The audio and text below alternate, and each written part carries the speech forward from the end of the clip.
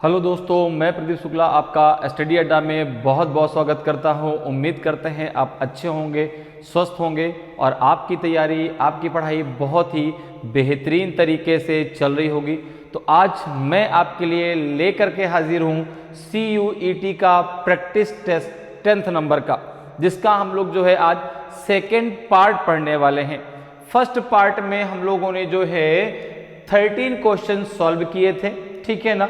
और जो हम डिस्कस कर रहे हैं वो हैं आपके रीजनिंग के क्वेश्चन, ठीक है ना। तो फर्स्ट पार्ट जिन्होंने अभी तक नहीं देखा वो लोग उसको जरूर देख लें। उसमें हम लोगों ने जो है 13 क्वेश्चन सॉल्व किए थे, ठीक है। जिस भी टॉपिक से आपका क्वेश्चन लिया गया उस टॉपिक को हम लोगों ने डिटेल सोल्यूशन के साथ समझा। केवल क्वेश्चन का आंसर नहीं, हर एक टॉपिक का डिटेल सोल्यूशन, अर्थात टॉपिक को भी क्लियर किया और फिर क्वेश्चन का आंसर भी समझा। तो अगर अभी तक आपने इसके फर्स्ट पार्ट को नहीं देखा तो जरूर देख लीजिए, ठीक है ना। आज मैं उसी के आगे, आज जो क्वेश्चन हम लोग के स्टार्ट होंगे वो 14 से, चूंकि टोटल आपको 25 क्वेश्चन का पूरा एक सेट तैयार करना है, ठीक है ना। चूंकि आपके CUT में जो मई में एग्जाम होगा आपका, जिसमें आपका सेक्शन जो 3rd रहेगा, उसमें आपका रीजनिंग, मैथ और जनरल नॉलेज से क्वेश्चन आने वाले हैं, जिसमें प्रत्येक पार्ट से आपके 25 क्वेश्चन होंगे। टोटल 75 क्वेश्चन आपको करने हैं। 60 क्वेश्चन, 15 क्वेश्चन आपको लेफ्ट करने हैं। वो कौन से क्वेश्चन लेफ्ट करने हैं ये आपको खुद से डिसीजन लेना पड़ेगा। लेकिन मैं अगर जो पढ़ा रहा हूं अगर उतना आप पढ़ लेते हैं, ठीक है ना, एक एक अगर सारे वीडियोस आप देख लेते हैं तो आपका एक भी क्वेश्चन रीजनिंग का तो आपको नहीं छोड़ना पड़ेगा। 25 के 25 क्वेश्चन आप रीजनिंग के 100% करके आएंगे। क्योंकि मैंने केवल ये नहीं कि चलो ठीक क्वेश्चन का आंसर करा दिया, मैंने इस कॉन्सेप्ट पे आपको पढ़ाया है कि भाई जो टॉपिक से क्वेश्चन लिया जाए वो टॉपिक भी आपको बताया जाए, ताकि आपका कॉन्सेप्ट भी क्लियर रहे। और यदि उसके बगैर दूसरा कोई क्वेश्चन पूछा जाए, भाई बिल्कुल हो सकता है ना कि जो मैंने कोई पढ़ाया हो सकता है उसके बगैर दूसरा कोई क्वेश्चन बिल्कुल आ सकता है। ऐसा नहीं कि जो मैंने पढ़ाया वही क्वेश्चन आएगा। तो अगर उससे रिलेटेड कोई दूसरा, जैसे कोडिंग डिकोडिंग से कोई क्वेश्चन मान लो आ गया, तो कोडिंग डिकोडिंग टॉपिक भी तो आपको पता होना चाहिए कैसे करना है, ताकि आप दूसरे क्वेश्चन को सॉल्व कर सकें। वैसे उस टॉपिक से कोई भी क्वेश्चन कैसा भी पूछा जाए आप सॉल्व कर पाए। तो इसीलिए जो है डिटेल सोल्यूशन का मतलब ये है कि आपको टॉपिक भी क्लियर, अब प्लस आपके प्रश्न भी क्लियर, ठीक है ना। तो टॉपिक के साथ साथ में क्वेश्चन भी आपके तैयार होते जाएंगे। तो चलिए आज क्लास को स्टार्ट करते हैं। ये आपका प्रैक्टिस टेस्ट 10th का सेकेंड पार्ट है। फर्स्ट पार्ट जिन्होंने अभी तक नहीं देखा वो जरूर देख लें। तो चलिए स्टार्ट करते हैं आज की क्लास को। और आज की क्लास का जो है ये 14th नंबर का क्वेश्चन है, ठीक है। 13th नंबर का क्वेश्चन फर्स्ट पार्ट तक में हम लोगों ने किया था। फर्स्ट पार्ट में हम लोगों ने 13 क्वेश्चन सॉल्व किए थे। तो जिन्होंने अभी तक फर्स्ट पार्ट नहीं देखा है तो वो जरूर एक बार उसको देख ले। तो देखिए 14 नंबर का क्वेश्चन है कि in a certain code language U is written as C, K is written as H, L is written as U, N is written as E, S is written as L, E is written as K and C is written as N. तो how will KNUCKLES be written as in that language? एक निश्चित code भाषा में U को C लिखा जाता है, K को H लिखा जाता है, L को U लिखा जाता है, N को E लिखा जाता है, S को L लिखा जाता है, E को K लिखा जाता है और C को N लिखा जाता है। तो बताइए KNUCKLES को उसी भाषा में लिखा जाएगा। अब आपको बताना है कि ABCD में कौन सा आपका सही आंसर होगा। तो अब यहां पर देखिए, आपको ऐसे क्वेश्चन को करना बहुत आसान होता है। यहाँ पे जो ये वर्ड पूछा गया है यह इन्हीं अल्फाबेट से मिलकर के बना है जो यहाँ पर आपको दिए गए हैं। तो सबसे पहले हम ये देख लेते हैं किस अल्फाबेट को कैसे लिखा गया है। जैसे यहाँ पर देखो, यहाँ पे बात है कि U को क्या लिखा जाता है, C। U को क्या लिखा जाता है, तो आपने कहा U को लिखा जाता है C, ठीक है ना। K को क्या लिखा जाता है, तो K को लिखा जाता है H, ठीक है ना। K के बाद L को क्या लिखा जाता है, तो L को लिखा जाता है U, ओके। इसके बाद N को क्या लिखा जाता है, N को लिखा जाता है E, ठीक है ना।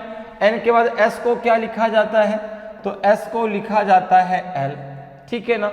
और E को क्या लिखा जाता है, E को लिखा जाता है आपका E को क्या लिखा जाता है K, और C को क्या लिखा जाता है, C को लिखा जाता है N, ठीक है ना भाई। बात जैसे ही अल्फाबेट की आती है, बात हम करते हैं A to Z की, और जैसे ही बात A to Z की आती है हम बात करते हैं 1 to 26 की।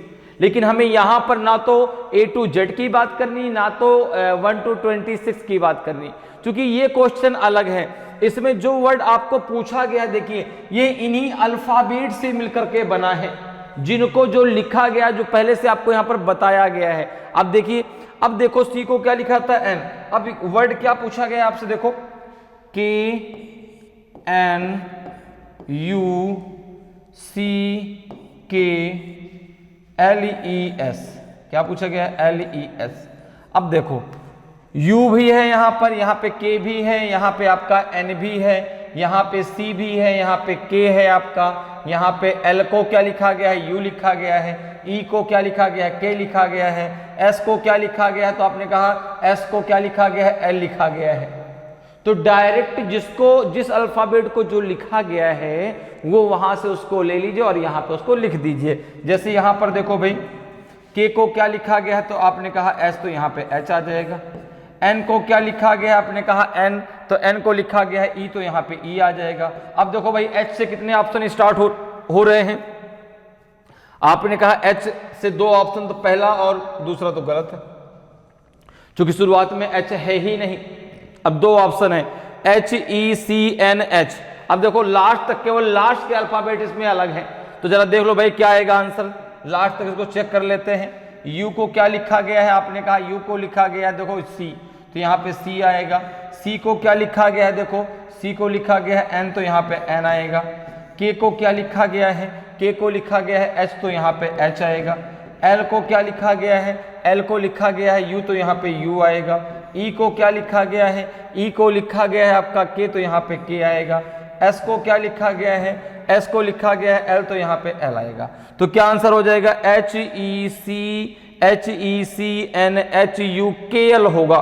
तो यहाँ पे ऑप्शन सी आपका सही आंसर होगा। दोनों में सब कुछ बराबर था, केवल लास्ट का वर्ड था कि भाई KL होगा कि LK होगा, तो KL आएगा।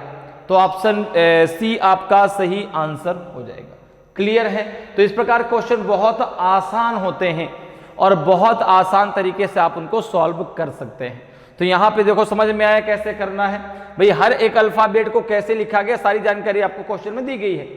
और ऐसा क्वेश्चन जब भी एग्जाम में आता, जो वर्ड आपसे पूछा जाएगा वो इन्हीं अल्फाबेट से मिलकर बना होगा। जैसे ये वर्ड पूछा गया देखो इन्हीं अल्फाबेट से मिलकर तो बना है, और जो जिसको लिखा गया उसको हमने लिख दिया, हमारा आंसर आ गया।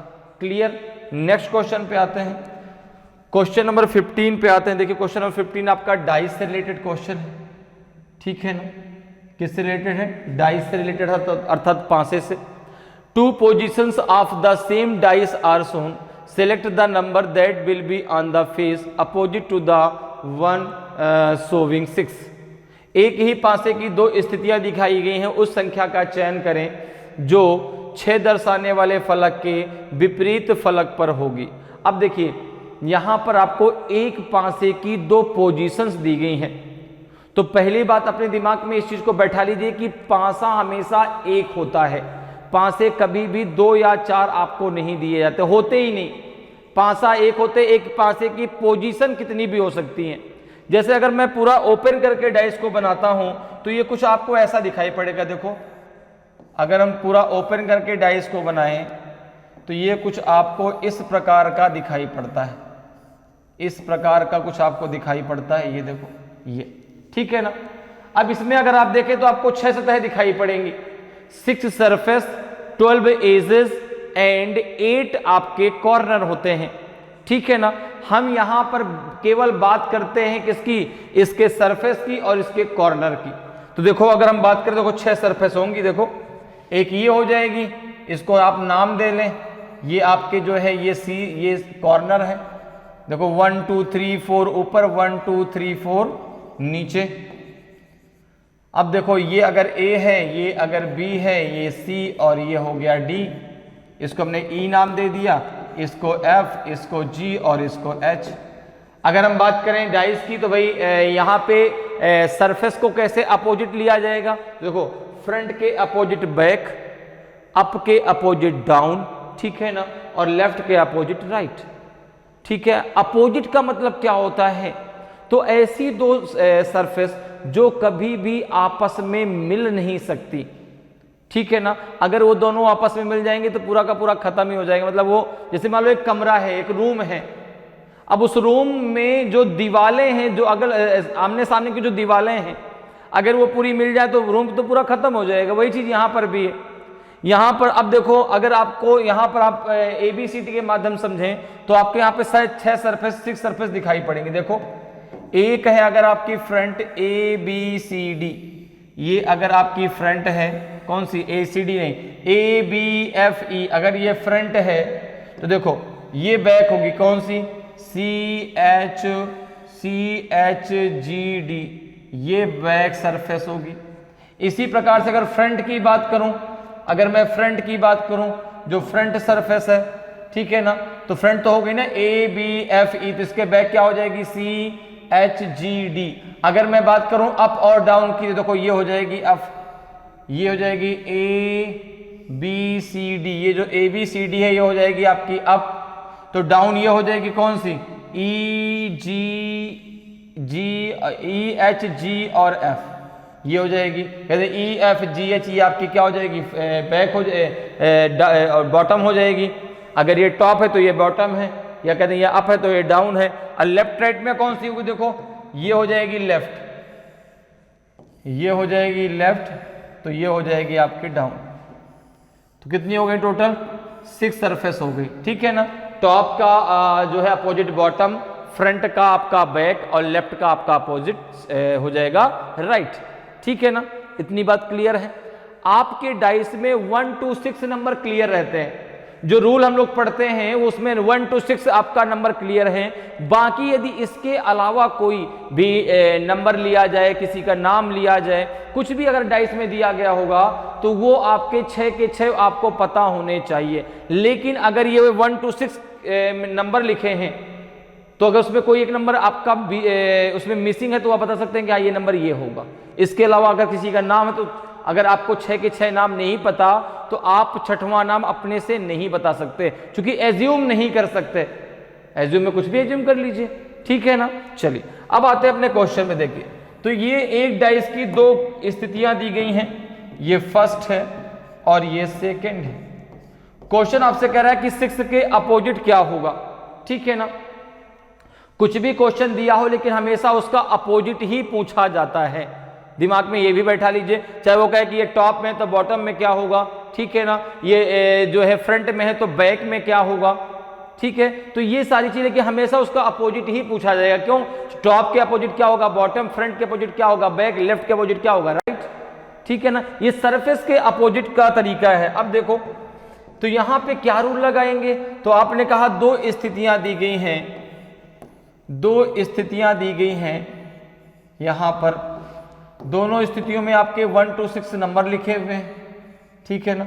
ये फर्स्ट है और ये सेकंड है। यहाँ पे लिखा है 1 3 5 और यहाँ पे है आपका 3 6 और 5। अब देखिए यहाँ पे कितना है आपका 3 6 और 5। यहाँ पे आपको बताना कि 6 का अपोजिट क्या होगा।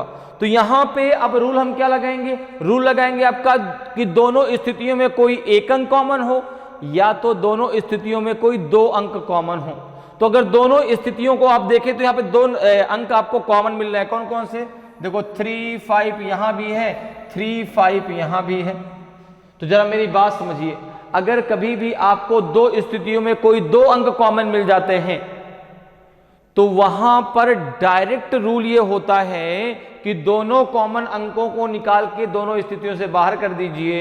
जो अंक दोनों में बचेंगे वे एक दूसरे के अपोजिट हो जाएंगे। जैसे 3 5 दोनों से आपने बाहर कर दिया तो यहां 1 का अपोजिट क्या हो जाएगा? 6, और 6 का अपोजिट क्या हो जाएगा? 1। क्लियर है?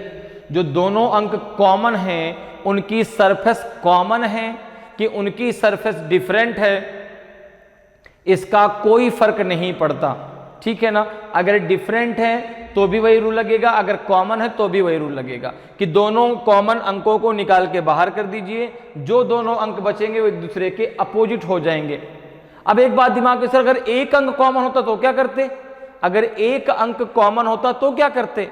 तो यहां पर आप जो है उस कॉमन अंक को बेस मान के दोनों स्थितियों को, दोनों पोजीशन को क्लॉकवाइज घुमा देते। ठीक है ना? जो अंक दोनों में कॉमन होता उसको बेस मान के दोनों को क्लॉकवाइज घुमा देते। लेकिन यहां पर क्या, दो अंक कॉमन है तो दो अंक कॉमन का डायरेक्ट रूल होता है, तो दोनों को बाहर कर दीजिए, जो बचेगा एक दूसरे के अपोजिट हो जाएगा। तो 1 के अपोजिट क्या हो जाएगा? 6, या कहते हैं 6 का अपोजिट क्या हो जाएगा? 1। तो यहां पे 6 का अपोजिट ही तो आपको चाहिए, 6 का अपोजिट आपको चाहिए, तो आंसर आपका सी जो है बिल्कुल सही आंसर होगा कि 6 दर्शाने वाले फलक के जस्ट अपोजिट में, जी ठीक है ना, उसके विपरीत में आपका 1 नंबर होगा। तो ऑप्शन सी आपका सही आंसर हो जाएगा। क्लियर है? नेक्स्ट क्वेश्चन पे आते हैं। नेक्स्ट क्वेश्चन देखिए भाई, नेक्स्ट क्वेश्चन है 16th नंबर का क्वेश्चन है आपका। ये क्वेश्चन आपसे पूछा गया है पिक्चर रीजनिंग से, paper cutting and folding topic से। ठीक है ना? किस टॉपिक से पूछा गया? Paper cutting and folding. तो एक चीज समझो, पेपर कटिंग और फोल्डिंग, अब इसको केवल आपको दिमाग से समझना है। इसमें कोई भी ऐसा नहीं कि मैं आपको बताता हूं कि हाँ ये कॉन्सेप्ट है इसको ऐसे लिख लो, नहीं, कुछ भी लिखने वाली बात ही नहीं है भाई। रीजनिंग की जब बात आती है तो रीजनिंग कोई सब्जेक्ट नहीं है।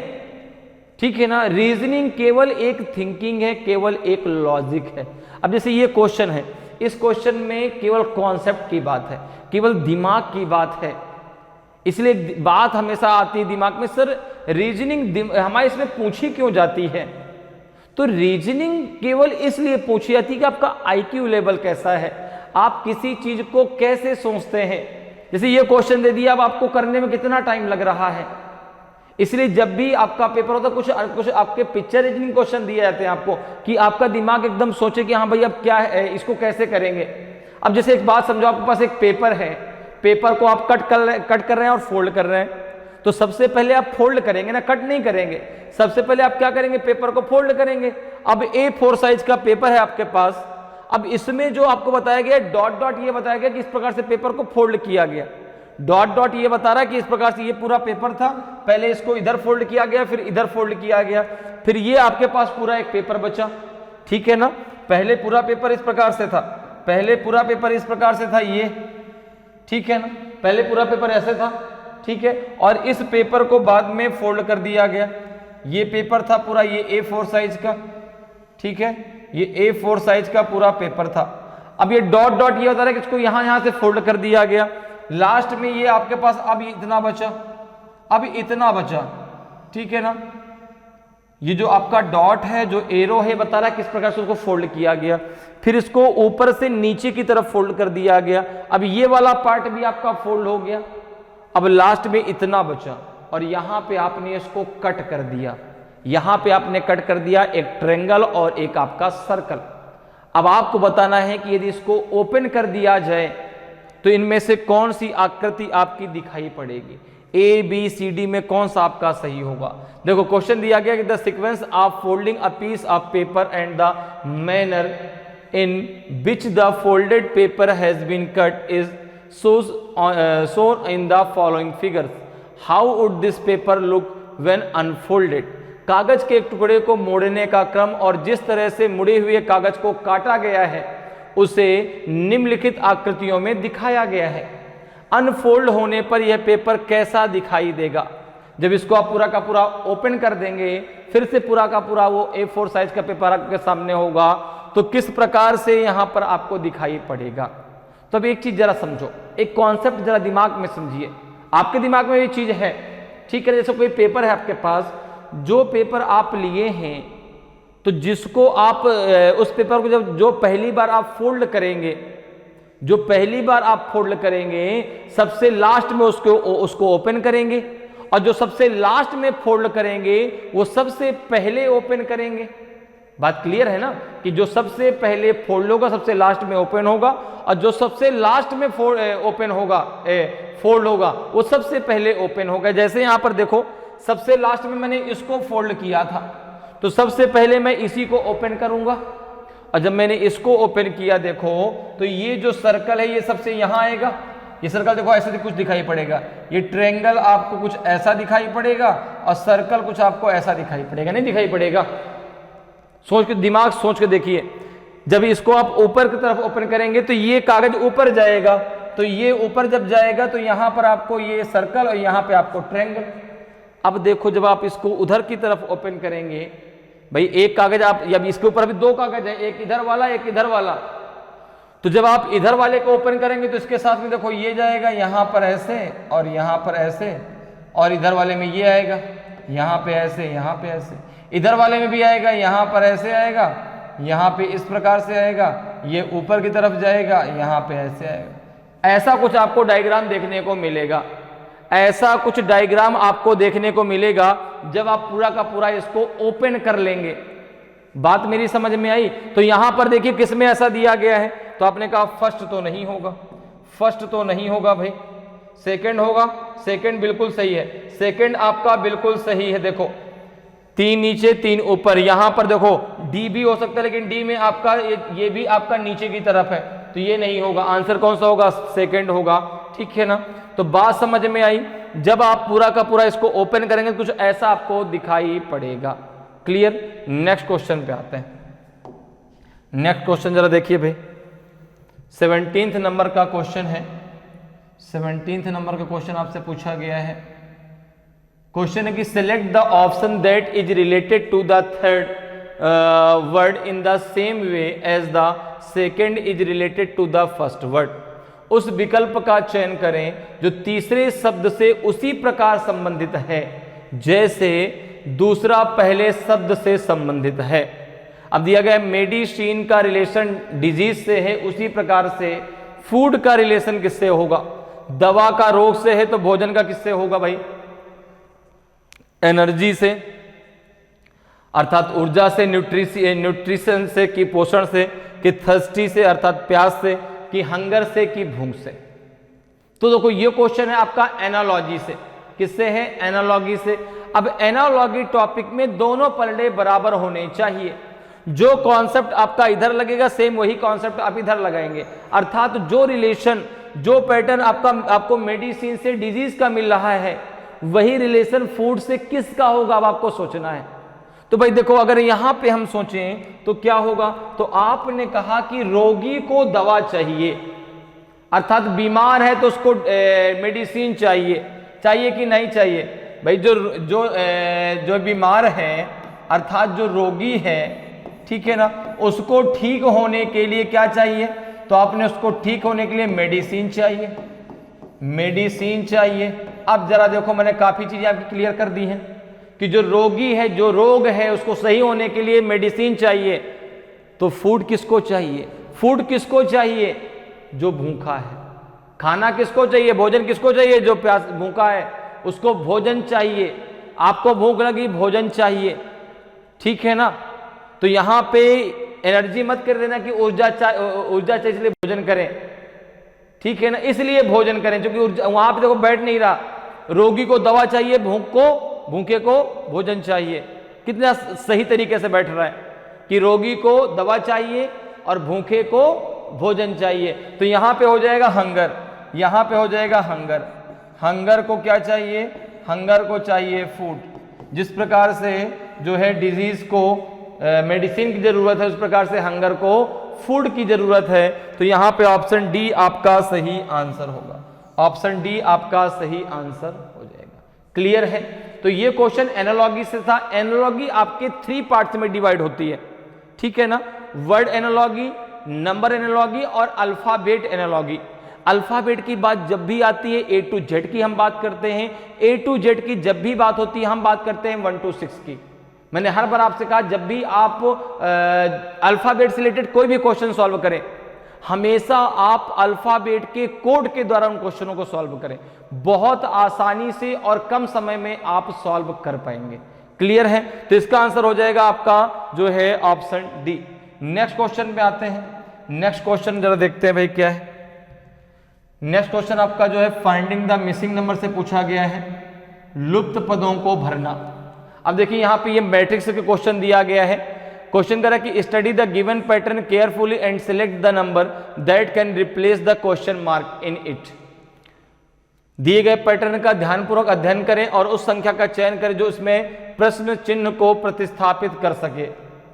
अब यहां पर आपको ये मैट्रिक्स दी गई, सबसे पहला सवाल ये आता है दिमाग में, इसको सॉल्व कैसे करें। ठीक है, ये आपका ये कॉलम है और ये रो है। 6, 21, 14 ये रो है और 6, 40 और 8 ये आपका कॉलम है। सर कॉलम वाइज जो है इसको सॉल्व करें कि रो वाइज? ठीक है ना, ये दिमाग में क्वेश्चन सबसे पहले आता है। और एक चीज यहां पर तीनों में अगर चाहे आप वो रो वाइज सॉल्व करें चाहे कॉलम वाइज, ठीक है ना, अगर रो वाइज लेते हैं तो भी तीनों में सेम रूल अप्लाई होगा, अगर आप कॉलम वाइज लेते हैं तो भी तीनों में सेम रूल अप्लाई होगा। अब यहां पर ऐसे क्वेश्चनों को करना कैसे है?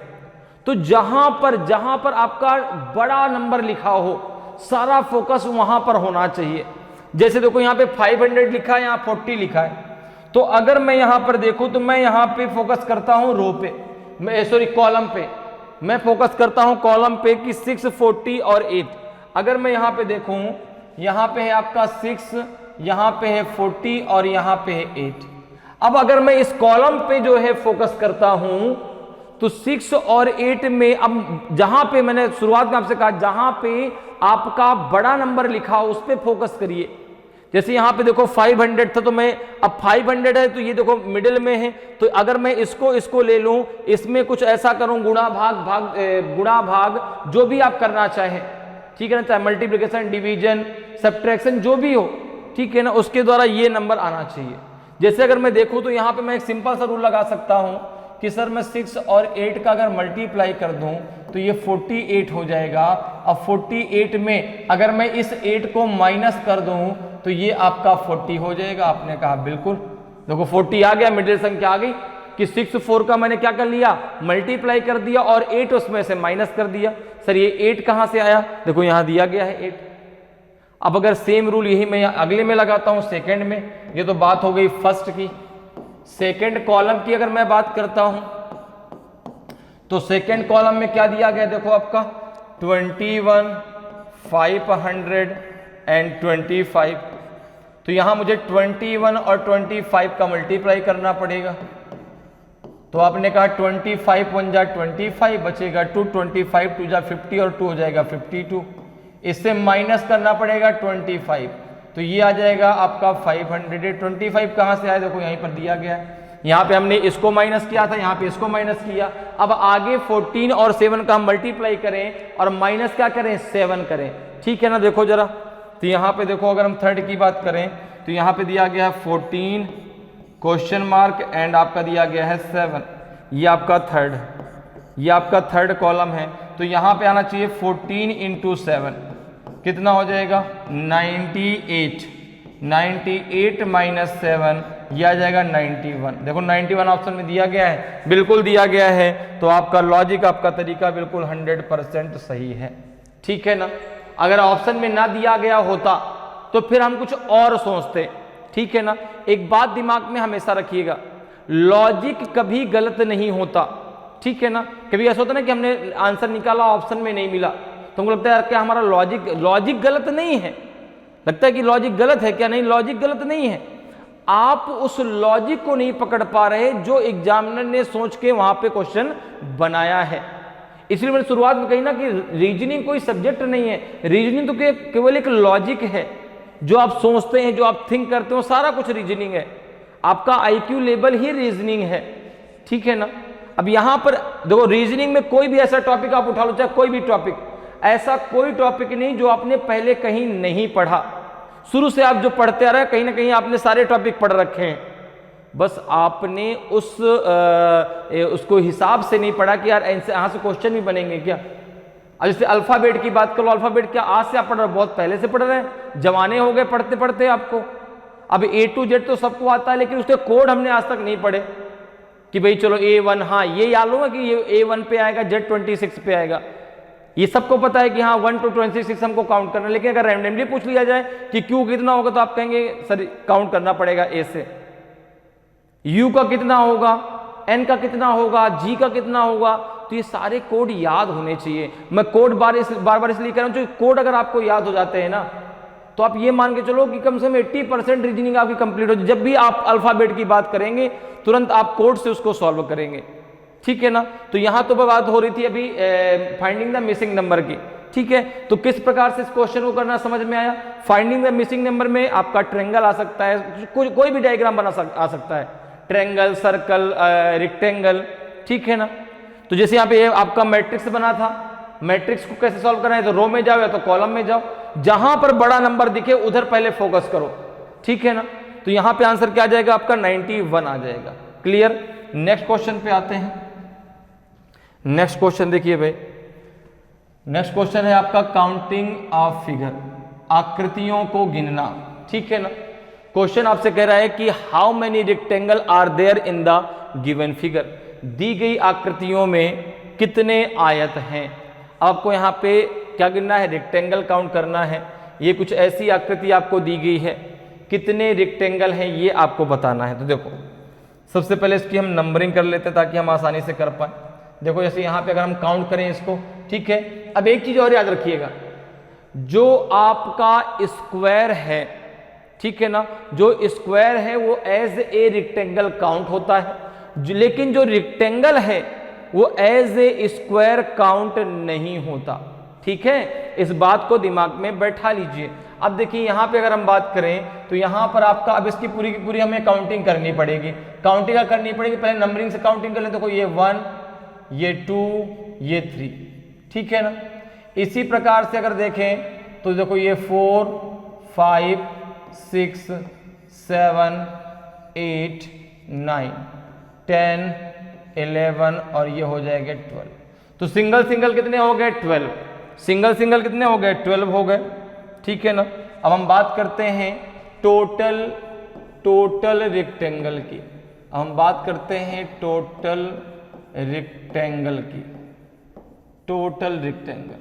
तो आपने कहा 12, तो यही हो गए 12 प्लस। अब हम बात करते हैं दो से मिलकर बनने वाले जो है रेक्टेंगल की। देखो सबसे पहले अगर हम दो की बात करें तो दो में कितने बनेंगे। देखो यहाँ पे एक बनेगा 1 और 2 से मिला के, एक बनेगा 2 और 3 से मिला के, बनेगा नहीं बनेगा, 1 और 2 से मिला के, एक बनेगा 2 और 3 से मिला के। इसी प्रकार से एक बनेगा 4 और 5 से मिला के, एक बनेगा 5 और 6 से मिला के, एक बनेगा आपका 6 और 7 से मिला के, एक बनेगा 7 और 8 से मिला के, एक बनेगा आपका 8 और 9 से मिल करके। और इसी प्रकार से अगर हम आगे बढ़ें तो एक बनेगा आपका 10 और 11 को मिला के, एक बनेगा आपका 11 और 12 को मिला के। कहाँ से बनेगा, 11 और 12 को मिला के। तो ये दो नंबर को मिलकर के जो बनने थे वो बन गए, ठीक है ना। इन दोनों नंबर को मिलकर नहीं बनेगा, 1, 4, 2, 5 मिलकर के नहीं बनेगा, कोई रेक्टेंगल नहीं बनेगा।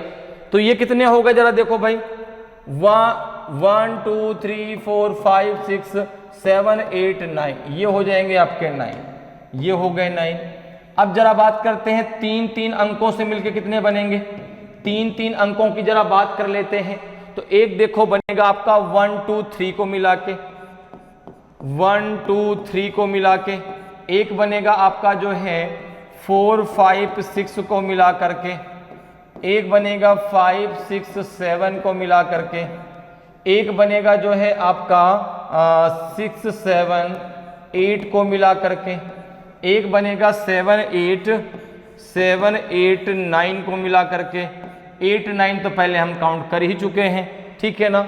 एक बनेगा आपका 10, 11 और 12 को मिला के। तो ये आपके बन गए 3 नंबर्स को मिला के। और कोई बनेगा क्या, और कोई नहीं बनेगा।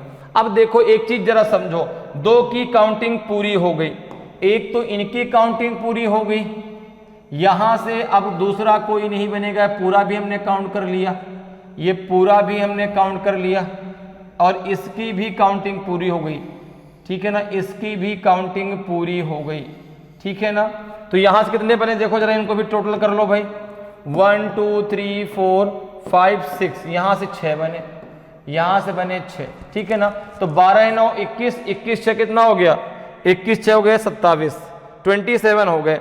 अब जरा आगे बढ़ो, अब जरा बात करते हैं जो है 4 अंकों से मिला के कितने बनेंगे, 2 कंप्लीट हो गए, 3 कंप्लीट हो गए। अब बात करते हैं 4 अंकों से मिलाकर, तो इधर तो कोई बनेगा नहीं, इधर भी नहीं बनेगा, केवल यहां बीच में बनेगा। तो देखो एक बनेगा आपका 4, एक बनेगा आपका 4 5 6 7 को मिला के, अगर आप देखें तो एक बनेगा 4 5 6 और 7 को मिला करके, बनेगा नहीं बनेगा। एक बनेगा आपका 5 6 7 और 8 को मिलाकर, एक बनेगा आपका 6 7 8 और 9 को मिला के, ठीक है ना। तो ये बने 4 अंकों को मिला के। इसी प्रकार से अगर हम बात करें 5 अंकों की, अगर हम बात करें 5 अंकों की, तो एक बनेगा आपका जो है 4 5 6 7 8 को मिला के, एक बनेगा आपका 5 6 7 8 और 9 को मिला के, ठीक है ना। 6 अंकों को मिला के कौन सा बनेगा देखो, तो आपने कहा 4 5 6 7 8 9, ये आपका टोटल एक बन जाएगा, ये पूरा का पूरा, ठीक है ना। इस पूरे की काउंटिंग पहले से हो चुकी है। अब जरा देखो, आप अगर देखें तो एक और बनेगा, ठीक है। अभी कितने हुए, ये हो गया आपका जो है, ये हो गया कितना, तो यहाँ पे आपका हो जाएगा, यहाँ कितने 6 है ना, यहाँ पर ये है आपका 1 2 3 4 5 6, 6 ये हो गए, 6 ये हो गए, कितने हो गए टोटल, तो आपने कहा 6 6 12 12 12 24 24 और 9 कितना हो गया, तो 33 हो गए, ठीक है ना। अभी कोई और बनेंगे, बिल्कुल देखो 2 और बनेंगे आपको, ये 2 और दिख रहे होंगे। एक ये बनेगा, ये वाला, ये पूरा का पूरा एक बनेगा, देखो ये पूरा बनेगा आपका, ठीक है ना। ये पूरा का पूरा ये पूरा बनेगा, ये पूरा एक रेक्टेंगल बनेगा। एक पूरा यहां पर बनेगा, ये पूरा एक रेक्टेंगल बनेगा, ये वाला, ठीक है ना। ये पूरा एक रेक्टेंगल बनेगा। अर्थात अगर आप नंबरिंग की बात करें तो देखो, एक बनेगा 1 2 3 4 5 को मिला के, और एक बनेगा आपका 8 9 10 11 12 को मिला के, कितने बन जाएंगे देखो यहाँ पे कितना हो गया, तो 12 9 21 21 और 6 कितना हो जाएगा 27 27 6 कितना होगा 33, प्लस आपका 2 और कर दो, प्लस 2 और कर दो, कितना हो जाएगा टोटल 35। तो टोटल आपके 35 बनेंगे। टोटल कितने बनेंगे 35 बनेंगे। तो ऑप्शन डी आपका सही आंसर हो जाएगा। क्लियर है। तो इस प्रकार से बहुत आसानी से आप काउंट करके आसानी से आंसर दे सकते हैं, ठीक है ना। तुक्का मारने की आपको कोई जरूरत नहीं है, आप आसानी से काउंट कर सकते हैं। जैसे देखो मैंने क्या किया, पहले एक एक सिंगल, तो सिंगल आपके 12 हो गए, फिर हमने 2 नंबर के काउंट कर लिए, फिर हमने 3 के काउंट किए, फिर हमने 4 के काउंट किए, फिर हमने 5 के काउंट किए, फिर हमने 6 के काउंट किए, और लास्ट में 2 ये और भी देखो आपके मिल गए, ये 5 अंकों से, एक इधर वाला मिल गया, एक इधर वाला मिल गया। तो टोटल आपके 35 रेक्टेंगल हैं इसमें। क्लियर है, बात समझ में आ गई। और इस बात को भी याद रखना है कि जो स्क्वायर है वो एज ए रेक्टेंगल काउंट होता है, लेकिन रेक्टेंगल कभी भी एज ए स्क्वायर काउंट नहीं होता। नेक्स्ट क्वेश्चन पे आते हैं, 20th नंबर क्वेश्चन पे। नेक्स्ट क्वेश्चन आपका 20th नंबर का क्वेश्चन है। ये भी क्वेश्चन आपका पिक्चर रीजनिंग से पूछा गया है, सीरीज टॉपिक से, ठीक है ना। जो आपकी नॉन वर्बल रीजनिंग में सीरीज टॉपिक होता है तो उससे पूछा गया है। नॉन वर्बल रीजनिंग को हम पिक्चर रीजनिंग के नाम से भी जानते हैं। क्लियर। अब जरा देखिए, select the figure that can replace the question mark in the following series. उस आकृति का चयन करें जो निम्नलिखित श्रृंखला में प्रश्न चिन्ह को प्रतिस्थापित कर सकती है। अब यहां पर आपको डायग्राम में कुछ सीरीज दी गई है, आपको बताना है कि क्वेश्चन मार्क की जगह कौन सा आपका आएगा, कौन सा डायग्राम आएगा।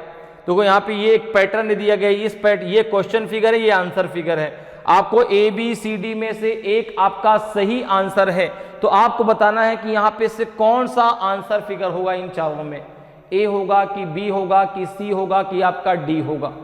तो यहाँ पर अगर आप देखें, अगर हम बात करें आंसर फिगर की, तो क्या पहला आंसर फिगर होगा ए होगा। तो सबसे पहले हम पैटर्न की बात कर लेते हैं कि पैटर्न लागू क्या हो रहा है यहाँ पे। तो देखो यहाँ पे अगर आप बात समझो तो पहले एक चीज जरा समझ लो। जैसे मान लो हम डायरेक्शन पढ़ते हैं, ये डायरेक्शन होता है, ये इस प्रकार से हम डायरेक्शन बनाते हैं, ये सेंटर पॉइंट, ठीक है ना, ये आपका ईस्ट, ये वेस्ट, ये नॉर्थ और ये होता है साउथ, ठीक है ना, ये डायरेक्शन है।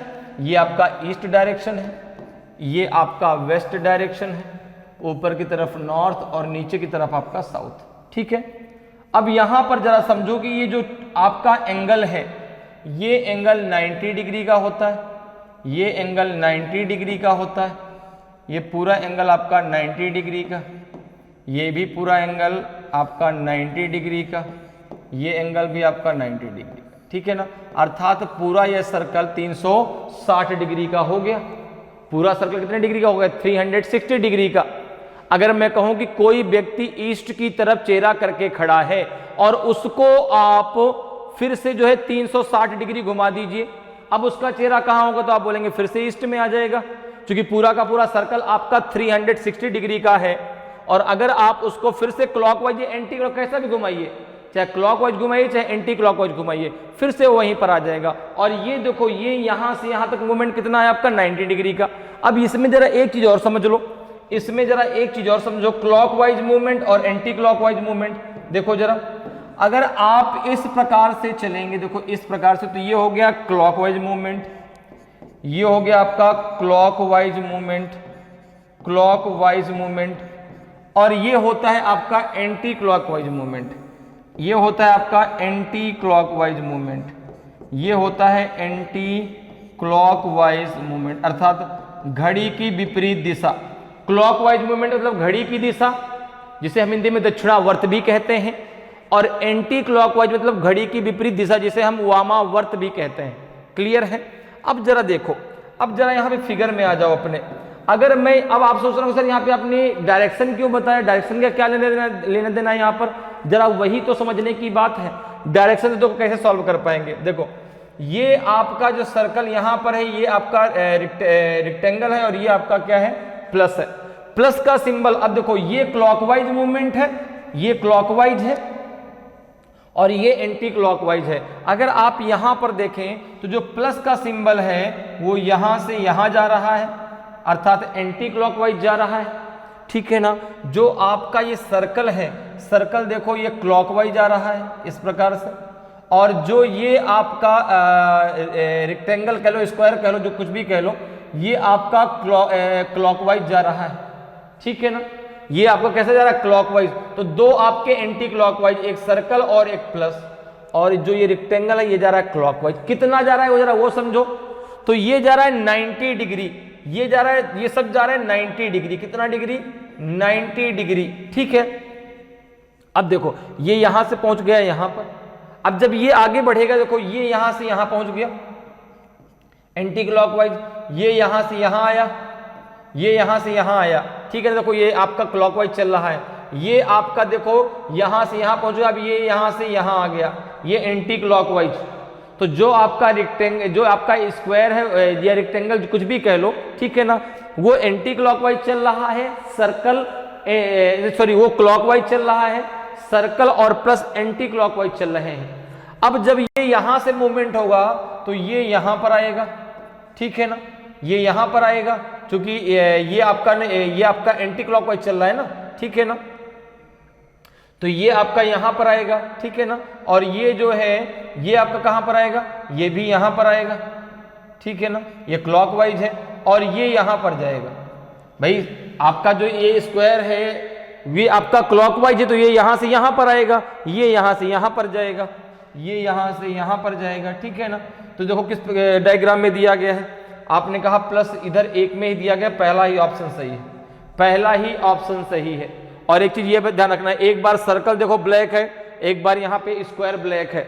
अब किसकी बारी है? स्क्वायर के ब्लैक होने की बारी है, क्योंकि यहाँ पे ब्लैंक है तो यहाँ पे ब्लैक होगा। तो ब्लैक है तो ब्लैक तो सब में दिया गया है, तो ऑप्शन ए आपका सही आंसर आएगा।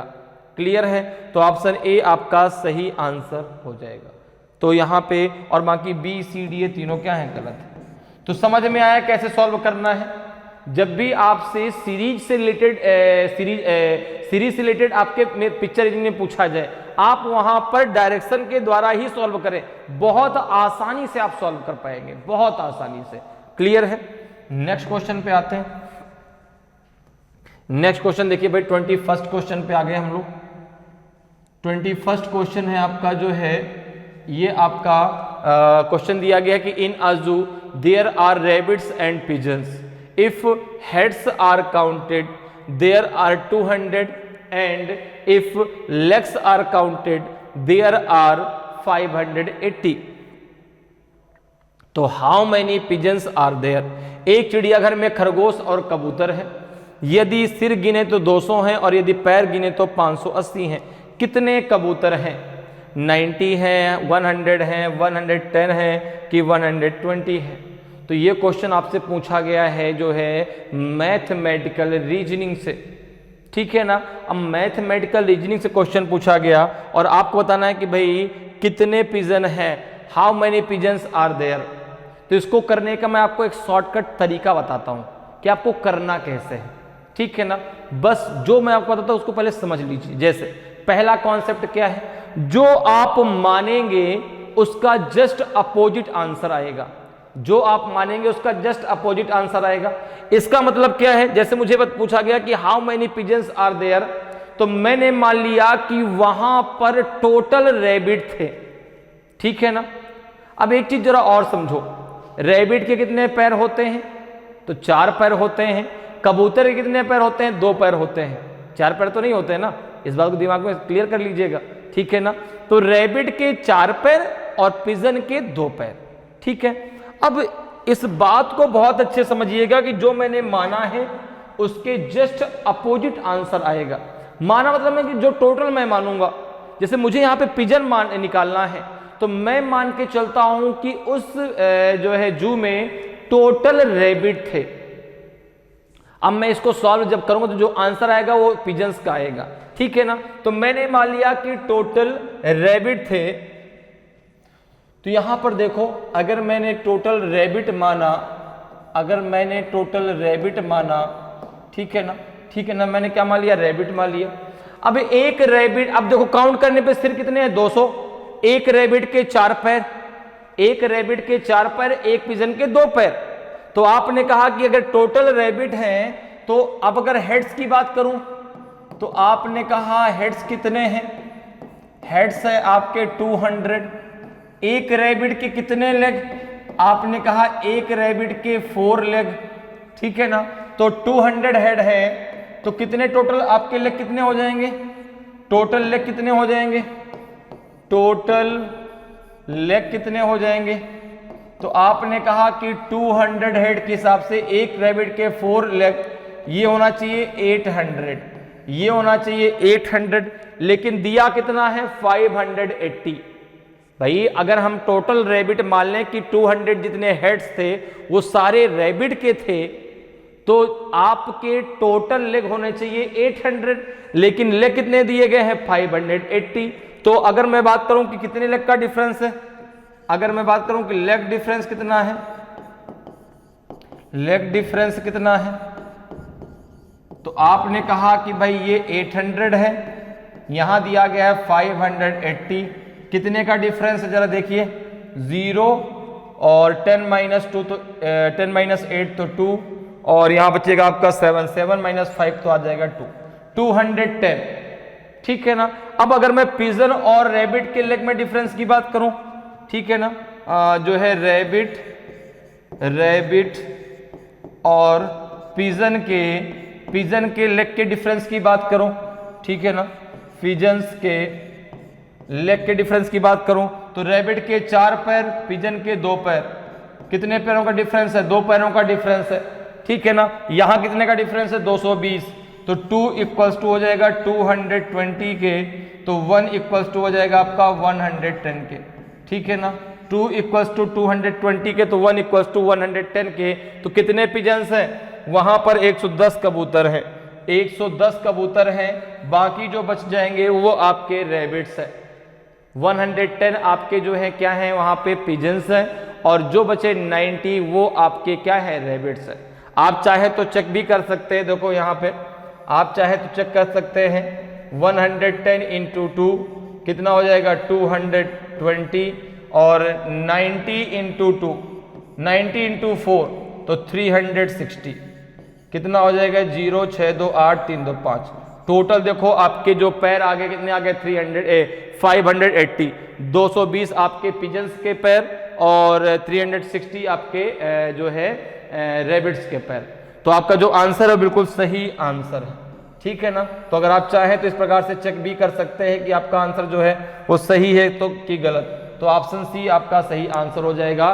कितने कबूतर हैं उस जू में 110 कबूतर है, बाकी जो 90 बचेंगे वो आपके कितने वो क्या हो जाएंगे रैबिट्स हो जाएंगे। क्लियर है। नेक्स्ट क्वेश्चन पे आते हैं। नेक्स्ट क्वेश्चन देखिए भाई आपका दिया गया है स्टेटमेंट एंड कंक्लूजन से। किससे दिया गया है स्टेटमेंट एंड कंक्लूजन से, अर्थात कथन एवं निष्कर्ष से, ठीक है ना। अब देखो स्टेटमेंट एंड कंक्लूजन में जो स्टेटमेंट है उसको आपको हमेशा 100% सत्य मानना है। स्टेटमेंट के साथ कोई भी आर्गुमेंट नहीं, नो आर्गुमेंट। जो कहेगा वो 100% सत्य होगा, ठीक है ना। अब एक बात और, जो जितनी बात आपको जितनी जानकारी स्टेटमेंट में दी जाती है वो जो आपको पता है वो आपको 100% है। जो नहीं पता, जो स्टेटमेंट में जिसके बारे में नहीं बताया गया उसके बारे में आप कह नहीं सकते। अगर हम यहां पर बात करें स्टेटमेंट एंड कंक्लूजन की तो हम इसको डायग्राम के थ्रू बड़े आसानी से सॉल्व कर सकते हैं। डायग्राम हम यहां पर सबसे पहले जो स्टेटमेंट है उसके आधार पे हम डायग्राम बनाते हैं, फिर उसके आधार पे हम कंक्लूजन निकालते हैं। जैसे यहां पर देखो, अगर मैं डायग्राम बनाने की बात करूं तो 3 वर्ड आपके मेन जो है स्टेटमेंट कंक्लूजन में यूज होते हैं। इसको हम सिलोगिज्म भी कहते हैं। सिलोगिज्म मतलब हिंदी में बोलेंगे न्याय निगमन, ठीक है ना। तो यहां पर देखो 3 वर्ड कौन कौन से, एक सम, एक आपका ऑल और एक आपका नो, ठीक है ना। ये 3 वर्ड यूज होते हैं। अगर मैं डायग्राम के बनेंगे सम के लिए कैसा डायग्राम बनेगा, जैसे मैं स्टेटमेंट के थ्रू समझता हूं, कह दिया जाए सम GRH, सम GRH, तो यहां पे देखो किस प्रकार से डायग्राम बनेगा। ये हो गया G और ये हो गया H। सम के लिए इस प्रकार से डायग्राम बनेगा सम GRH। अगर यही स्टेटमेंट ऐसा हो जाए कि ऑल GRH, ऑल GRH, तो ये हो जाएगा आपका G और ये हो जाएगा आपका H। ओके। अगर यही स्टेटमेंट ऐसा हो जाए कि नो GRH, नो GRH, तो यहां पे इस प्रकार से बनेगा, ये हो जाएगा G और ये हो जाएगा आपका H, नो GRH। कोई भी GH नहीं है। जब कोई भी GH नहीं है तो कोई भी HG नहीं है। तो नो GRS तो नो HRG। क्लियर है। तो सम के लिए इस प्रकार से डायग्राम बनेगा, ऑल के लिए इस प्रकार से और नो के लिए इस प्रकार से आप डायग्राम बनाएंगे। क्लियर। और इस बात को आपको दिमाग में बैठा लेना है कि स्टेटमेंट जो कहेगा वो 100% आपको सही मानना है, उसके साथ कोई भी आर्गुमेंट नहीं करना, ठीक है ना। और जो जानकारी है उसी के आधार पे आपको कंक्लूजन निकाला, क्योंकि कंक्लूजन भी आपका 100% सही होना चाहिए। 50% के यहां कोई चांसेस नहीं है। अब जरा आते हैं अपने स्टेटमेंट पे। स्टेटमेंट के थ्रू हम बनाते हैं सबसे पहले यहां पे डायग्राम। देखो स्टेटमेंट क्या कह रहा है, सम स्टार्स आर प्लेनेट, कुछ तारे ग्रह हैं, ऑल प्लेनेट्स आर गैलेक्सी, सभी ग्रह आकाश गंगा हैं। कंक्लूजन है पहला कि सम स्टार्स आर गैलेक्सीज, कुछ सितारे आकाश गंगा हैं। दूसरा है सम गैलेक्सीज आर प्लेनेट, कुछ आकाश गंगाएं ग्रह हैं। अब आपको बताना है कि ABCD में से कौन सा आपका सही आंसर होगा। आपको आंसर हमेशा ABCD में ही देना है। आपके एग्जाम में भी इसी प्रकार से क्वेश्चन आएगा, ठीक है ना। पैटर्न पूरा यही आएगा। हाँ, ABCD का क्रम चेंज हो सकता है, जैसे यहाँ पे ए में दिया है only conclusion first follow, B में दिया है only conclusion second follow, C में दिया है neither conclusion first nor second follow, D में दिया है both conclusion first and second follow. ये क्रम हो सकता है वहां आगे पीछे दिया गया हो, लेकिन आएगा इसी पूरे पैटर्न पर क्वेश्चन, ठीक है ना। स्टेटमेंट दो से ज्यादा भी हो सकते हैं, कंक्लूजन भी दो से ज्यादा बिल्कुल हो सकते हैं। अब जैसे हम यहां पर स्टेटमेंट के थ्रू बनाते हैं, सबसे पहले डायग्राम क्या दिया गया, सम स्टार्स आर प्लैनेट, देखो ये हो गया स्टार, ये हो गया स्टार और ये हो गया प्लैनेट, ठीक है ना, ये हो गया आपका planet. Some star are planet, दूसरा क्या है, all planets are galaxies, all planets are galaxies, तो ये इस प्रकार से बनेगा गैलेक्सीज, ये हो जाएगा आपका गैलेक्सी, ठीक है ना, गैलेक्सीज, ठीक है, बात मेरी समझ में आ रही है। अब देखो some stars are planet, all planets are galaxies, कुछ तारे ग्रह हैं, सभी ग्रह आपके आकाशगंगा हैं। तो अब जितने तारे ग्रह हैं उतने तारे गैलेक्सी भी तो हो गए, जितने तारे ग्रह हैं उतने तारे गैलेक्सी भी हो गए।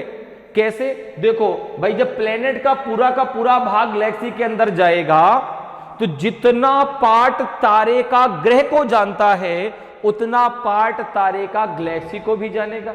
अब आ जाइए अपने जो है कंक्लूजन पे, फर्स्ट और सेकंड दो कंक्लूजन दिए गए हैं, जरा देखिए भाई क्या होगा आंसर।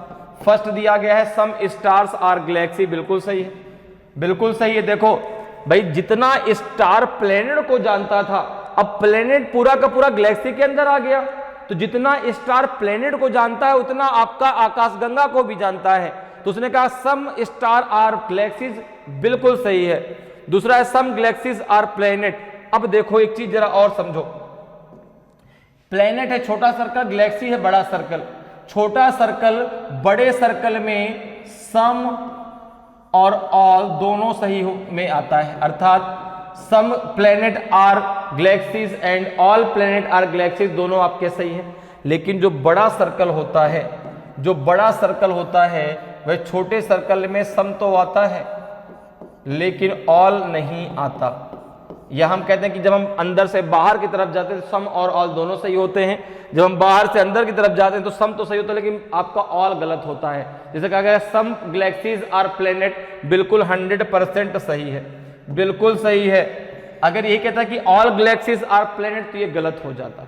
क्लियर है, तो दोनों के दोनों आपके सही हैं, तो ऑप्शन डी आपका सही आंसर हो जाएगा। Both conclusion first and second follow. Clear है, नेक्स्ट क्वेश्चन पे आते हैं। नेक्स्ट क्वेश्चन देखिए भाई, नेक्स्ट क्वेश्चन 23 नंबर का क्वेश्चन है, ये भी आपका पूछा गया है सिलोगिज्म से, ठीक है ना। किससे पूछा गया, स्टेटमेंट कंक्लूजन से। स्टेटमेंट क्या है, देखो ऑल टीचर्स आर स्टूडेंट, सभी शिक्षक छात्र हैं।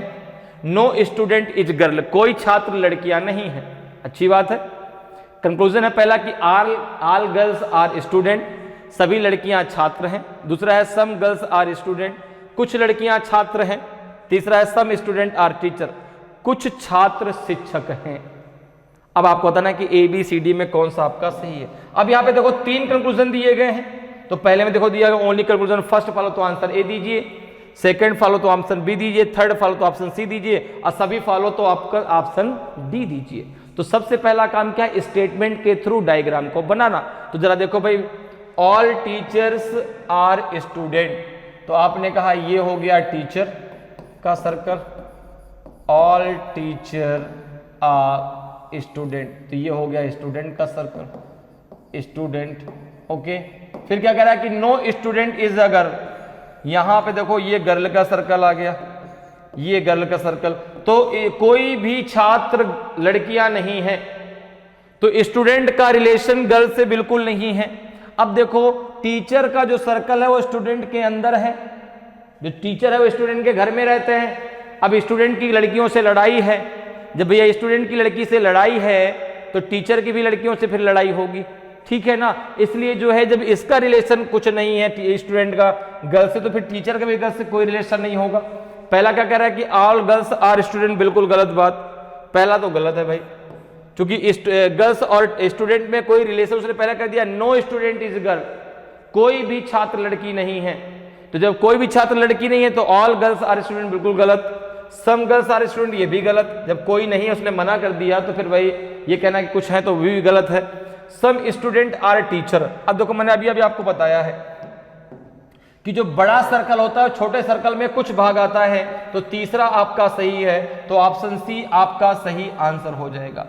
सम स्टूडेंट आर टीचर बिल्कुल सही है। अगर कहता ऑल स्टूडेंट आर टीचर तो गलत हो जाता। क्लियर है। नेक्स्ट क्वेश्चन पे आते हैं। नेक्स्ट क्वेश्चन देखिए भाई, 24 नंबर का क्वेश्चन है। 24 नंबर क्वेश्चन क्या है, स्टेटमेंट एंड कंक्लूजन से है। ठीक है, यहाँ पे एक आपको स्टेटमेंट दिया गया है और उसके आधार पे आपको कंक्लूजन बताना है। ठीक है, स्टेटमेंट देखिए क्या है, in a one day cricket match the total runs made by a team were 200, out of these 160 runs were made by spinners. एक दिवसीय क्रिकेट मैच में एक टीम द्वारा बनाए गए कुल रन 200 थे, इसमें से 160 रन स्पिनरों द्वारा बनाए गए थे। अब आपको बताना है कंक्लूजन। पहला क्या है कि 80% of the team consist off spinners, team में 80% स्पिनर है। दूसरा कह रहा है कि the opening batsman were spinners, शुरुआती बल्लेबाज स्पिनर थे। अब आपको बताना है कि इसमें ए बी सी डी में से कौन सा आपका सही आंसर होगा। Only conclusion first follows, only conclusion second follows, कि neither first nor second follows, both first and second follows. तो यहां पर देखिए ये एक अलग टॉपिक होता है आपका स्टेटमेंट एंड कंक्लूजन, कथन और निष्कर्ष। जो आपका स्टेटमेंट होता है उसके आधार पे आप क्या निष्कर्ष निकाल सकते हैं, लेकिन यहां पर भी 100% के पूरे चांसेस हैं। ठीक है ना, यहां पर भी 50% के कोई चांस नहीं है। जो कंक्लूजन निकलेगा वो 100% सही होना चाहिए।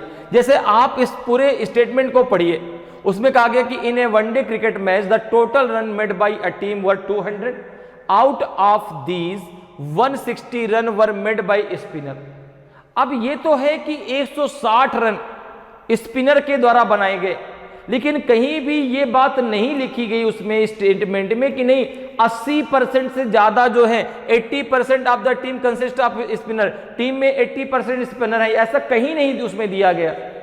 केवल ये बात बताइए कि उसमें से भाई जो 80% जो उसके 160 रन है 200 में से वो स्पिनर के द्वारा बनाए गए। तो अगर ये कहता कि भाई यहां पर कि 80% of the run consist off spinner तो सही होता कि 80% जो रन हैं वो स्पिनर के द्वारा बनाए गए तो बात सही होती, लेकिन उसमें कहा गया कि 80% टीम में स्पिनर हैं। ये आपका कंक्लूजन बिल्कुल गलत है, क्योंकि ऐसा कुछ भी स्टेटमेंट में नहीं बताया गया, केवल रन बनाने की बात बताई गई। दूसरा कह रहा है कि the opening batsman were spinner, ये भी बात गलत है। ऐसा भी कुछ स्टेटमेंट में नहीं बताया गया कि ओपनिंग बैट्समैन जो है स्पिनर थे कि कौन थे। ठीक है ना, ऐसा भी कुछ आपके स्टेटमेंट में नहीं कहा गया। स्टेटमेंट में केवल यह बात कही गई कि 200 रन उस टीम ने बनाए, उसमें से 160 रन स्पिनर ने बनाए। ठीक है ना, तो हम ये कहते हैं कि नहीं भाई 80% स्पिनर थे, ये बात भी गलत है, जो ऐसा कुछ जानकारी स्टेटमेंट में दी ही नहीं गई। तो दोनों के दोनों गलत। तो यहां पे आंसर हो जाएगा C, neither first nor second follow, ना तो पहला ना ही दूसरा अनुसरण करता है। तो ऑप्शन सी आपका सही आंसर हो जाएगा। नेक्स्ट क्वेश्चन पे आते हैं। नेक्स्ट क्वेश्चन देखिए भाई, 25वां क्वेश्चन है। ठीक है ना, ये जो है इस टेस्ट प्रैक्टिस टेस्ट का लास्ट क्वेश्चन है। ठीक है ना, क्योंकि मैंने आपसे पहले कहा 25वां क्वेश्चन का पूरा एक सेट है। ठीक है, जिसमें आपके अलग अलग हर एक टॉपिक से क्वेश्चन लेने की कोशिश की गई है, ताकि आपका जो है टॉपिक भी तैयार हो जाए और जो है आपका क्वेश्चन भी जो है आपके तैयार होते जाए। अब देखिए ये क्वेश्चन है आपका जो है ब्लड रिलेशन से। ठीक है ना, ब्लड रिलेशन में जो आपका सिंबल वाइज क्वेश्चन होते हैं, अर्थात चिन्हों पर आधारित क्वेश्चन, ठीक है ना, वहां से लिया गया है। अब देखो यहां पर क्या है आपका कि if P into Q means P is mother of Q। Okay, यदि P गुणे Q का अर्थ है P Q की माता है। P plus Q means P is sister of Q। P plus Q का अर्थ है P Q की बहन है। P divide Q means P is father of Q। P divide Q का अर्थ है P Q का पिता है। P minus Q means P is brother of Q। P minus Q का अर्थ है P Q का भाई है। Then which of the following means J is the paternal grandfather of W। तो निम्नलिखित में से किसका अर्थ है कि J W का दादा है।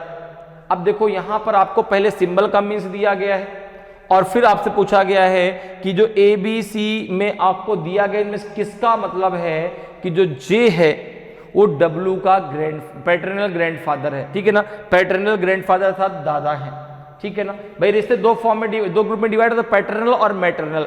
पैटर्नल मतलब पिता वर्ग, मैटरनल मतलब माँ वर्ग, ठीक है ना। अब जैसे अगर हम बात रिलेशन की करते हैं, ब्लड रिलेशन की करते हैं, तो सबसे पहले बात जेंडर की आती है, और जेंडर की जब बात आती है तो मेल और फीमेल की बात होती है। तो मेल के लिए हम यहाँ पर प्लस सिंबल का प्रयोग करते हैं प्लस, मेल के लिए किस सिंबल का प्रयोग करते हैं प्लस, और फीमेल के लिए हम यूज करते हैं माइनस। फीमेल के लिए हम यूज करते हैं माइनस। क्लियर है, ठीक है ना। जनरेशन गैप की जब बात आती है, जब बात जनरेशन की आती है, सबसे पहले बात जनरेशन की आती है, तो जनरेशन में आपकी जनरेशन गैप की बात आती है। जनरेशन गैप को आप वर्टिकल लाइन के द्वारा दर्शाते हैं, ठीक है ना। और इक्वल जनरेशन को आप हॉरिजेंटल लाइन के द्वारा दर्शाते हैं। इक्वल जनरेशन को आप हॉरिजेंटल लाइन के द्वारा दर्शाते हैं, ठीक है ना। और जब तक जेंडर डिफाइन नहीं होता तब तक आप कोई भी सिंबल नहीं लगाते, ना प्लस का ना माइनस का, ठीक है। इतनी बात क्लियर है, ठीक है। और एक रिलेशन ऐसा है इसमें, पति पत्नी का रिलेशन, जिसमें यदि किसी एक का जेंडर डिफाइन है तो दूसरे का जेंडर आप अपने आप डिफाइन कर सकते हैं, ठीक है। जैसे मैंने कहा ए इज वाइफ ऑफ बी, तो आप कहेंगे बी इज हस्बैंड ऑफ ए, ठीक है ना। अगर मैं कहूं कि बी इज वाइफ ऑफ ए, तो आप कहेंगे ए इज हस्बैंड ऑफ बी। चूंकि यहां पर जो है एक का जेंडर डिफाइन, दूसरे का अपने आप डिफाइन कर सकते हैं। बाकी कोई भी ऐसा रिलेशन नहीं है कि जिसमें यदि किसी एक का जेंडर डिफाइन हो तो आप दूसरे का कर सके। जैसे मैंने कहा, मैं अगर इसी वर्ड को ऐसे कह दूं कि A is brother of B, A B का भाई है। अब आपसे मैं पूछूं कि बी ए का कौन है, आप कहेंगे मुझे नहीं पता। क्यों? चूंकि बी के बारे में आपने कुछ बताया ही नहीं। बी उसका भाई भी हो सकता है, उसकी बहन भी हो सकती है। क्लियर है। तो ब्लड रिलेशन में सबसे पहले हम क्लियर करते हैं जेंडर। जेंडर अगर क्लियर है, मेल के लिए क्या लगाएंगे प्लस, फीमेल के लिए क्या लगाएंगे माइनस। ये सब हम अपने लिए करते हैं, ठीक है, ताकि हमें कोई कंफ्यूजन न रहे वहां पे डायग्राम को बनाते समय, ठीक है ना। जनरेशन गैप तो आपका जो है हॉरिजॉन्टल लाइन, गैप है तो आपका वर्टिकल लाइन। क्लियर है। अब जरा आते हैं अपने क्वेश्चन पे। इन क्वेश्चनों को जरा तरीका समझो, कैसे इनको शॉर्टकट तरीके से हम सॉल्व कर सकते हैं। क्या हर एक ऑप्शन को हमें चेक करना पड़ेगा? बिल्कुल चेक करना पड़ेगा, लेकिन उसका भी एक तरीका है, जरा उस तरीके से चेक करना है। कैसे, जरा उसको समझो। देखो क्या कह रहा है, हमें ये निकालना कि J is paternal grandfather of W। J W का दादा है, ये हमें निकालना है। तो हमें J का जेंडर क्लियर होना चाहिए। अच्छा, पैटर्नल ग्रैंडफादर मतलब J जो है J जो है W के पिता हैं। पिता है मतलब J का जेंडर क्या होना चाहिए? मेल होना चाहिए। J का जेंडर क्या होना चाहिए? तो आपने कहा J का जेंडर मेल होना चाहिए। ये सबसे पहले आपको ये चेक करना है कि J का जो जेंडर है वो किस किस ऑप्शन में मेल है, वही ऑप्शन आपको चेक करना है। क्योंकि या तो जेंडर क्लियर हो, अगर क्लियर नहीं होगा, ठीक है ना, क्लियर हो तो वो आपका मेल होना चाहिए, अगर मेल नहीं तो वो ऑप्शन गलत है। और अगर जेंडर क्लियर नहीं तो नहीं होगा। हाँ, W का जेंडर क्लियर होना क्लियर सबसे कोई फर्क नहीं पड़ता, क्योंकि आपको J का बताना है कि J W के दादा है, W J का ग्रैंड सन है कि ग्रैंड डॉटर है, हमें कोई फर्क नहीं पड़ेगा। क्लियर है। अब जरा आते हैं अपने क्वेश्चन में। देखो यहां पे आपको कैसे करना है, पहले को P मानना, दूसरे को Q मानना है। क्योंकि यहां तो PQ दिया गया है सर, यहां WJ दिया गया है, WJT दिया गया है। तो ये जरूरी नहीं कि वही अल्फाबेट पूछे जाए जो आपको सिंबल में दिए जाएंगे। सिंबल का केवल आपको मीन्स लेना है। जैसे इसको अब यहाँ पे T डिवाइड J दिया है, डिवाइड का क्या मीन्स है जरा देख लो भाई। डिवाइड ये है, डिवाइड मीन्स है कि P is father of Q। अब देखो T is father of J, यहाँ पे क्या आ जाएगा, देखो T is father of J। मेरी बात बहुत ध्यान समझिएगा, ये आपका P है, ये आपका P है, ये आपका Q है। तो P डिवाइड Q, शुरुआत में ये P का काम करेगा, ये Q का, फिर ये P का, फिर ये Q का। तो ये जो है T जो है आपका J का पिता है। तो क्या J का जेंडर डिफाइन हुआ क्या?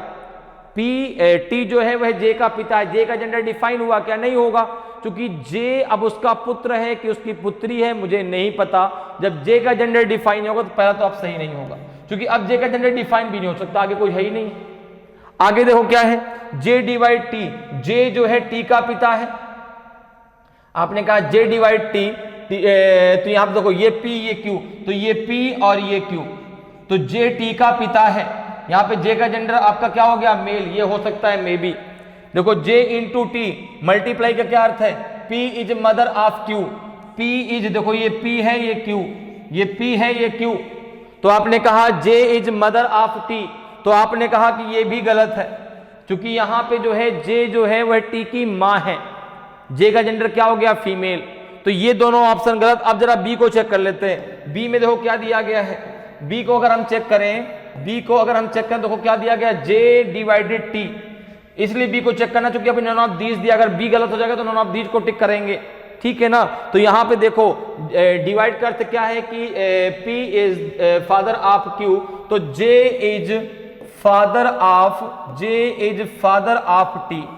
अब देखो फादर है तो ऊपर बैठाया, ये इसका लड़का है कि लड़की हमें नहीं पता, उसका सन है कि डॉटर है T हमें नहीं पता, अभी हमने T के ऊपर कोई सिंबल नहीं लगाया। आगे देखो T divided T multiply W, अब मल्टीप्लाई का क्या अर्थ है कि P is mother of Q, अर्थात T is mother of W, T is mother of W, T is mother of W।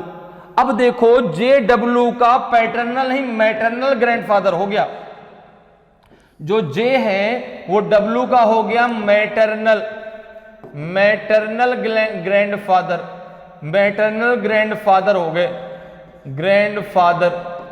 Maternal grandfather हो गए। हमें चाहिए हमें चाहिए पैटर्नल, हमें चाहिए पैटर्नल, और ये जो है, जो कि ये भाई इसकी माँ है, माँ के पिता हैं, अर्थात JW के मैटरनल ग्रैंडफादर हुए, और हमें चाहिए पैटर्नल, इसलिए ऑप्शन कौन सा हो जाएगा आपका, डी जो है बिल्कुल सही आंसर होगा, नन ऑफ दीज, कोई भी आपका सही आंसर नहीं है। भाई सेकंड से निकल तो आया कि J जो है W के ग्रैंडफादर हैं, लेकिन पैटर्नल नहीं मैटरनल, चूंकि ये माँ के पिता हैं, ठीक है ना, तो ये नाना लगे, ठीक है ना, तो हैं तो ग्रैंडफादर लेकिन पैटर्न, हाँ हमको चाहिए पैटर्नल, इसलिए आंसर क्या हो जाएगा, none of these, option D आपका सही आंसर हो जाएगा। क्लियर है, तो समझ में आया कैसे सॉल्व करना है, सॉल्व करने का तरीका क्या होता है, कैसे आप ऑप्शन को कम कर सकते हैं, ठीक है ना। तो सबसे पहले ऐसे क्वेश्चन में जेंडर डिफाइन करिए, ठीक है, क्योंकि यहां पर देखो हमें जे का जेंडर चाहिए था कि मेल होना चाहिए, तो हमने डिफाइन किया, पहले में जेंडर डिफाइन नहीं था, तीसरे में जे का जेंडर आपका फीमेल आ रहा था, दोनों ऑप्शन हमने यहां से हटा दिए। सेकंड को हमने चेक किया तो यहां पे मैटरनल ग्रैंडफादर आ रहा, हमें चाहिए पैटर्नल, इसलिए आंसर हो जाएगा आपका option D, none of these आपका सही आंसर हो जाएगा। तो इस प्रकार से आप बहुत आसानी से और कम समय में रीजनिंग के क्वेश्चनों को सॉल्व कर सकते हैं। उम्मीद करते हैं कि आज की क्लास आपको बहुत अच्छे से समझ में आई होगी। अगर आज की क्लास आपको अच्छी लगी हो, आज का वीडियो आपको अच्छा लगा हो और अभी तक आपने वीडियो को लाइक नहीं किया तो वीडियो को लाइक जरूर करें। अगर आप नए हैं और अभी तक आपने चैनल को सब्सक्राइब नहीं किया तो चैनल को सब्सक्राइब जरूर कर लें, ताकि आपको क्लास की जानकारी समय समय पर मिलती रहे और आपकी तैयारी बेहतरीन तरीके से चलती रहे। तो आज के लिए इतना ही, फिर मिलेंगे। जय हिंद, जय भारत।